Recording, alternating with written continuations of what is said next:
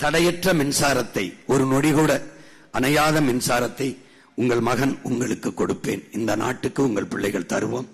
அது இலவசமாக இல்லை, உற்பத்திக்காகிற செலவை எடுத்துக்கொண்டு உங்களுக்கு தருவோம், தடையற்ற மின்சாரம் தருவோம். என் சொந்தங்களிடத்தில் கேட்க வரும்போது, நான் இலவசமாக மின்சாரம் உங்களுக்கு தந்தால் வீட்டை விட்டு செல்லும் போது மின்விசிறியை அல்லது விளக்கை அணைத்து விட்டு செல்வீர்களா? செல்ல மாட்டீர்கள். எளிதாக கிடைக்கிற எந்த பொருளுக்கும் அருமை தெரியாது, போராடி பெறாத எந்த பொருளுக்கும் மதிப்பு இருக்காது.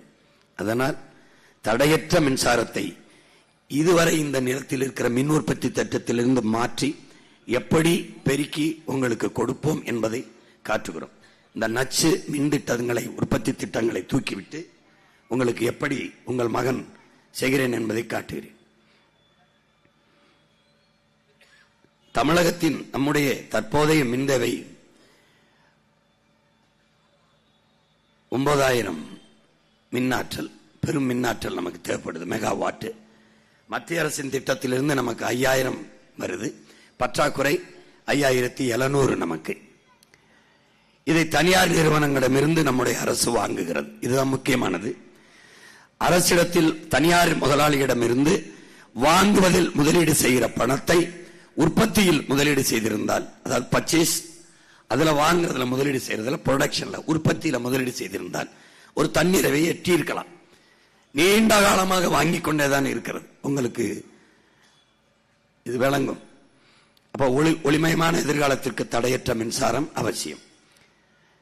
இப்ப நாட்டின் வளர்ச்சிக்கு மின் உற்பத்தி, மாற்று மின்பெருக்கத்தின் மூலம் தன்னிறைவை அடைய உங்கள் பிள்ளைகள் துடிக்கிறோம். அதிலே உற்பத்தியில் முதலீடு செய்வது, ஒரு அலகு மின்சாரத்துக்கு 1 ரூபாய் என்றால் கூட இவர்கள் வாங்குவதில் முதலீடு செய்யும் போது 20,000 கோடி என்று வையுங்கள். 1 ரூபாய் என்று எடுத்தால் கூட அதில் பல ஆயிரம் கோடி கமிஷன் வந்து விடுகிறது. அதற்காகவே முதலாளிகளிடமிருந்து, தனியார் முதலாளிகளிடம் அத்தியாவசியமான மின் உற்பத்தி, மின்சாரம் என்பது அடிப்படை தேவையா இருக்கிறது, அவசிய தேவையா இருக்கிறது. அது எப்படின்னா, மின்சாரம் இல்லாத நாட்டில் இப்போது எந்த இயக்கமும் இல்லை. அப்படி ஆகிவிட்டது. மின்சாரத்தை